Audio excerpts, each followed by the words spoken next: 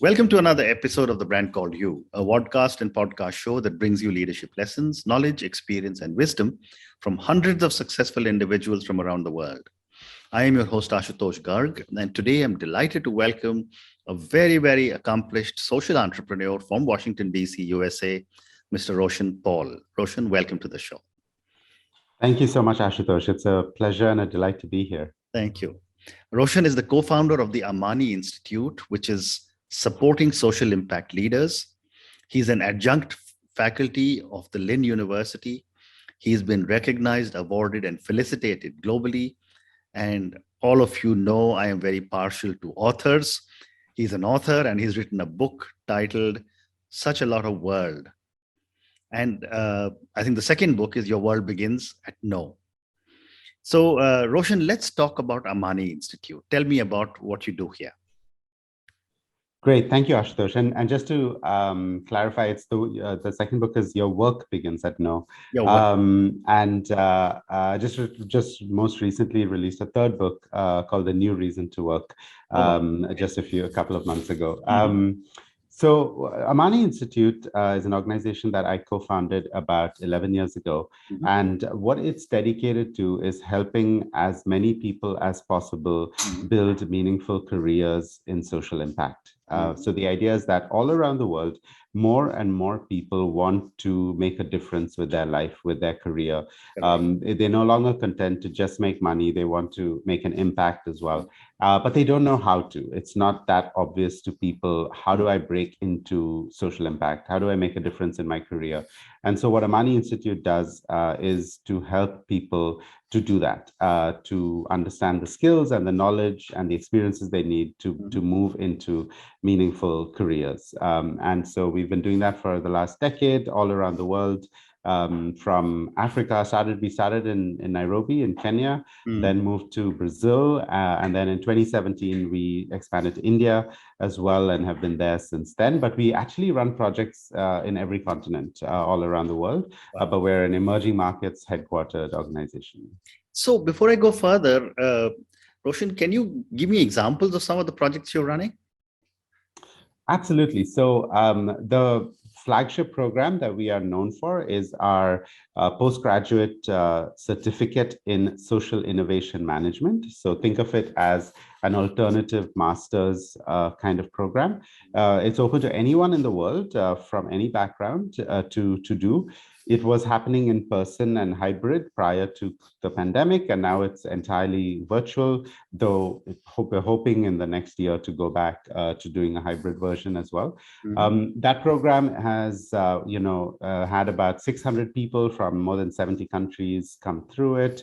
It's won awards. It's pretty well known in the field now as a program that helps people move into impact careers.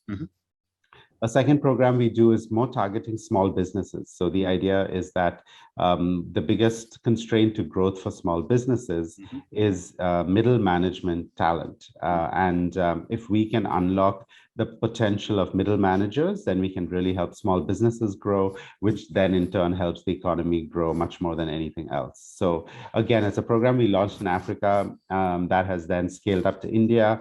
It's also won an award, a big €1 million prize a couple of years ago, and is doing very well. And on top of that, we do a lot of consulting, like in-house capacity building, training of staff of nonprofits, foundations, universities, and so on. So those are kind of the three main kind of products of Amani Institute. So, when I was reading about you, Roshan, I was fascinated to see that you started speaking of impact 10, 11 years ago when no one in the world spoke of impact. Today, it's a very hot topic and every corporation is talking about it. Yeah. But what was it that you saw in impact or asking organizations and people to make an impact such a long time ago? Well, so I started in this field. Probably makes sense to go back to the very beginning here. I started about 20 years ago. Actually, I was, I had gone to the US. I grew up in India, in Bangalore, and I went to the US for college. And in like most foreign students in America, I was thinking of consulting, investment banking kind of careers. And then my final year of university coincided with the September 11th attack, which was followed by, a lot of the attacks on minorities in the US, followed by the US starting to bomb Afghanistan and start to talk about bombing Iraq.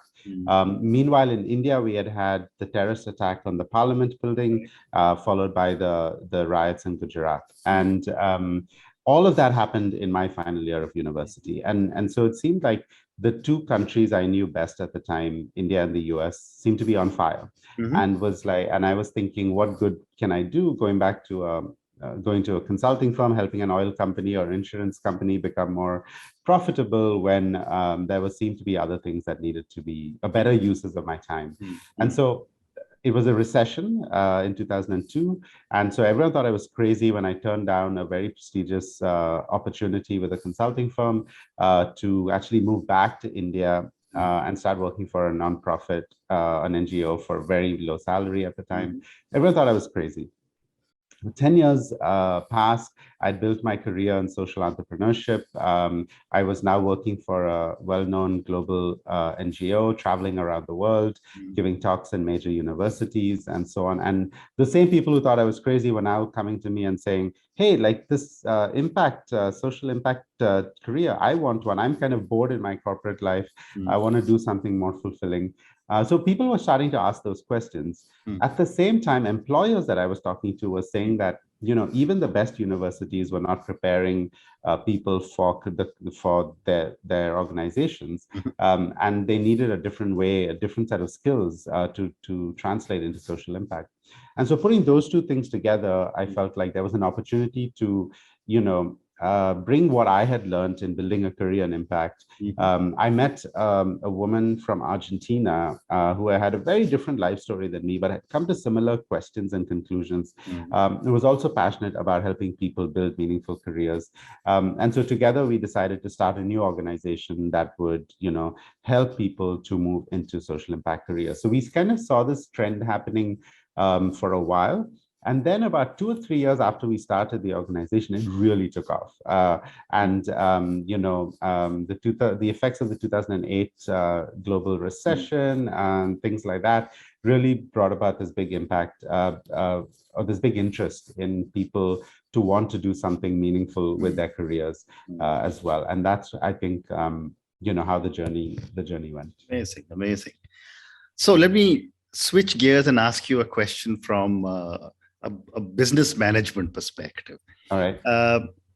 You're working in 65 countries. What have been your challenges as you have scaled up? And how do you manage across so many countries? Yeah. So to be clear, we primarily work in 4 countries. That's India, Brazil, Kenya, and the US. And we have run projects, or we have worked with people from 65 countries. So we ourselves are not managing in 65 countries. So the challenges, I imagine, are similar, like, from a business perspective, similar to other kinds of organizations. I mean, there's obviously regulatory and legal challenges in different environments. I think there's probably for us, the most interesting challenge has been working across cultures. And I think that this may be something that's slightly different than the pure business sense, where it's, kind of mandated from the top. With our kind of values and organization culture, we really try to empower people to lead locally. And so I think working in cultures as different as Kenya to Brazil, which is very, very different than India, for instance, and bringing together teams that work across these very different work cultures as well, not just national cultures, but also the culture around work is different in different places, and trying to bring all of that together into one coherent organization and brand and things that we're known for. I think that was something that took a lot of vigilance as well. So those would be a couple of things. Fascinating. And, you spoke about some of the work you're doing in India, but if you were to talk about what buckets of social impact are you working in these 4 countries, help me understand some of these. Yeah. So we primarily work in career development for social impact. So the idea being that regardless of the sector, regardless within social impact, so whether it's education or health or renewable energy or whatever it may be, all of these types of organizations need talent that is prepared with the skills to make those organizations successful. And so we, having studied what these skills are and what employers are really looking for in this space, what we do is help people to transition their careers into this. If they're already working in social impact, we help them to upgrade their skills, be prepared for the 21st century, the new world of work, and so on, and get ready for that. So we're kind of agnostic across the sector around impact. We're agnostic also around whether it's a nonprofit, a for-profit, a corporation, as long as they are targeting making a difference, making an impact, solving social problems, then we see that as in our mandate, and would like to work with them to help them to build their skills, build their talent, build their teams, and so on. Fascinating. So, when I was reading about you, you say that you've helped nearly 10,000 people. Having worked with so many people, would you say that some of the common issues people face in accelerating their careers in social impact is similar? Absolutely. I would say that they're similar. I would say that they're pretty similar world over, even though the flavors might look a little different in different places. One common thing is awareness, in fact, because, and in our new book, The New Reason to Work, we talk about this quite a lot. We have like the opening chapters, in fact, all about this, that most people aren't aware of the range of options to work in social impact, that it's never been more than at any other time in history. And it's much more than what people expect. And about 3 years ago, in 2019, in fact, in India, we ran a conference series across 3 cities called Demystifying Social Impact Careers, because in India, for instance, in particular, people just associate it with, your grassroots NGO, and they aren't aware of like the range of options across consulting firms, intermediaries, research organizations, training organizations, corporate social impact, impact investing. It's a huge array of opportunities now, and most people aren't aware. So what we're doing, is to help people to be aware and then help them choose what's best for them, because at very different life stages, there's very different career interests, very different personal inclinations, you might make different choices between different types of organizations. So I think an awareness of that and a lack of clarity on how to make choices is one thing that, most people have a big challenge with. And then just to pick another, I would say, once you've been working in the field for a while, you realize that social change doesn't happen overnight. Like problems like poverty or hunger, have been with us since the beginning of time. And so if we are going to make a dent in these problems, we have to be patient to do it over the long haul. And so once you realize that you've got to, it's more like running a marathon than a sprint. And so you've got to prepare yourself for the long haul, and you've got to train accordingly. You've got to take care of yourself along the way. And so one of the other things that we really emphasize is taking care of yourself through a career in social impact. How do you learn how to stay optimistic? How do you manage your emotions? How do you invest in your relationships? Because if these things don't work out, then you'll burn out, and then you're no good to anyone as in making a difference. So so those are some of the challenges. Fascinating. So I'm a board member of YPO's Impact board, and one of the things that we talk about is culture. So I wanted to ask you, how does culture impact? When you say culture, do you mean, can you tell me culture basically, we come from different countries. Within each country, we've got different kinds of values, with different kinds of family backgrounds, different kinds of upbringing. Some like I've always said, that the USA is probably the only country that gives as much as the rest of the world put together. In India, we give, but we give it in our own small way, either to our own temple or to our own religious or to our own little charity, but we don't talk about it. Yeah. So I'd love to get your perspective on how does culture impact. Yeah. Okay. Great question. I think it's really different in different places based on the role of how people perceive the role of government. I think that that's what drives the culture around impact. Right. So, for instance, in the US, people want as little government as possible, right? So they don't believe in paying taxes as much. They want, it's a very individually driven culture. And so as a result, people say, I know what to do with my money than the government. So I want to give my money, whatever extra money that I can spare, I would like to invest that in foundations or as an individual donor and so on. So that's why the US has more giving than any other part of the world, because the culture is around individual choices around money. You contrast that with Europe, for instance, which is the opposite, is strong belief in the role of government to run society and make choices. So compared to the US, Europe has very high taxes, but then they have a lot of free services like healthcare, education, all of that are free. And most people say it's the government's job to solve these problems. So it's only in the last decade or so, with the rise in purpose and purpose-driven careers, that more and more people in Europe are also getting involved in social impact and saying we can't leave it up to government. And besides, like, I want to make a difference myself. So that's what drives the culture of impact in Europe. It's a far fewer people working in social impact, fewer organizations, but growing, definitely growing. And then you come to a country like India, where again, there's a strong emphasis culturally, probably because of India's socialist origins, on the role of government to solve problems. But at the same time, because of iconic leaders like Mahatma Gandhi or Mother Teresa, there's also a strong sense that individuals can make a difference. However, that tends to be more in let's say in the charity mindset, right? Historically speaking, at least in the charity mindset, that it's for a few extremely altruistic, noble-hearted individuals to dedicate their life and career. And in the Indian social impact space, you still see this culture, this value system quite prevalent in the older people and the senior people.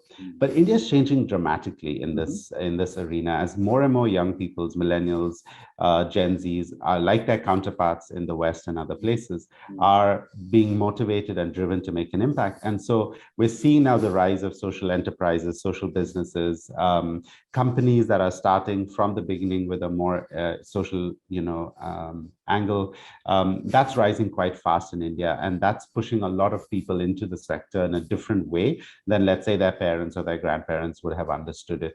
So that's changing things as well. So India has this like dual tension between the old school and the new school. And I can speak to a little bit of what it's like in Africa and places like that as well, if you like. Fascinating. So one more question on social impact before I move to your books. Technology is making a difference in every sphere of life. Yeah. How is technology making a difference in social impact?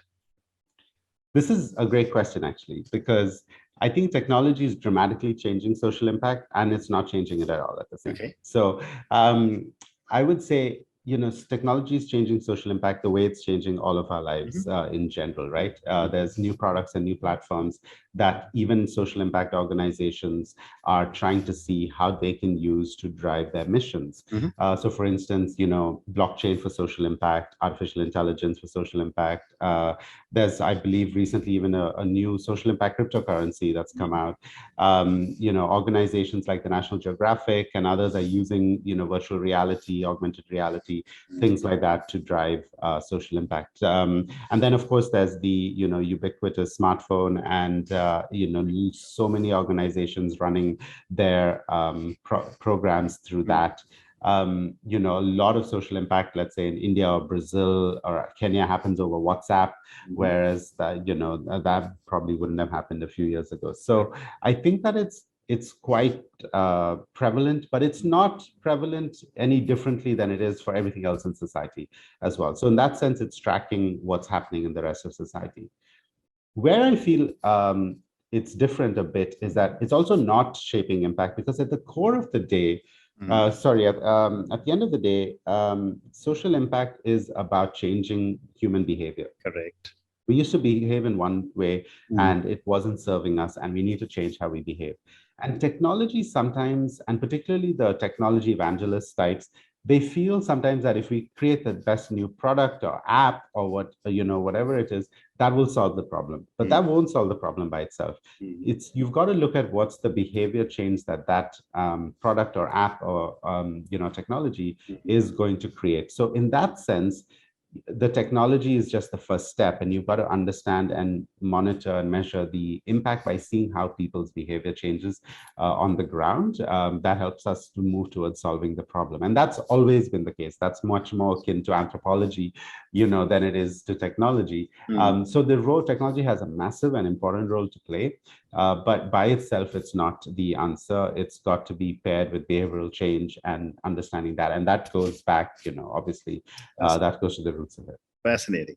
So, Roshan, now let's move to your books. Um, such a lot of world. Your work begins at No and the New Reason to Work. Yeah. Uh, Tell me about your latest book. Thank you. So the latest book, The New Reason to Work, which came out in December of 2021, is trying to put together everything we learned from the first decade of running Amani Institute and share that with the world, as we are in a fascinating time because of the pandemic, where people are really questioning their relationship to Mhm. work. So the book starts off by, as I said, sharing the landscape of social impact options for your career that, again, people aren't usually aware of. How do you make choices between all of these options? Mhm. And then we go into 6 principles. We call it 6 keys to unlock your career, Mhm. that are very important to help you build a career over time. So we start with designing your own education. So the idea that, in a rapidly changing world, you've got to keep learning and keep growing. And what are the ways in which Correct. you can do that? We move into alignment. So aligning who you are with what you want to do, because you've got to connect with what you personally believe, what you're passionate about, what your purpose is, if you're going to be happy in a career in Mm. social impact. We then get into the skills of problem solving and social innovation as something that is not an end product like an app, but it's a set of behavioral skills that anyone can do. So Mhm. building creativity and problem solving skills as a core 21st century skill set. We talk about the art of building networks, Mhm. so networking. We talk about storytelling as a key element of leadership, and then we talk about this idea what I spoke about earlier about running a marathon Mm. and taking care of yourself over the long haul. And so that's the way the book is structured, is these 6 principles. And so it came out in December, it got off to a good start. We're a bestseller on Amazon, and I think that really puts all of our work in the last decade, everything that I've learned about making a difference in Mm. the world, into a book. And so if there's any of my books that I would say, like, that's the one, it's the most recent one, the most topical as well. And I think the pandemic and, the conversations about remote work Mm. versus coming back to in-person work, in the US and the UK, there's a big topic called the Great Resignation. Correct. All of these are, elements I think that tie into why we wrote this book now, Mhm. and and where we hopefully want it to go. So Oh, fascinating. And you said it's available on Amazon. it's available on Amazon around the world. It's more available on Kindle, on the ebook store in some countries than Mm. it is in paperback. But depending on where you live, Mm. you can find it. Fascinating. So, Roshan, on that note, I want to thank you for talking to me. Thank you for talking to me at such length on the Amani Institute. I mean, I've learned so many new things about what you are doing. Thank you Great. for talking to me about social impact and the changes that you are making and how you're imparting such amazing knowledge to so many people who want to make a career in social impact. And finally, thank you for talking to me about your new book, The New Reason to Work, which you said is already a bestseller on Amazon. And I'm sure a lot of our viewers and listeners will want to go down to Amazon and check out the book. And if they feel like, they can always order it. But thank you again and good luck. Thank you so much, Ashutosh. Such a pleasure to be here. Really enjoyed the conversation, and look forward to staying in touch. Thank you. Thank you for listening to the Brand Called You videocast and podcast. platform that brings you knowledge, experience, and wisdom of hundreds of successful individuals from around the world. Do visit our website www.tbcy.in to watch and listen to the stories of many more individuals. You can also follow us on YouTube, Facebook, Instagram, and Twitter. Just search for the brand called You.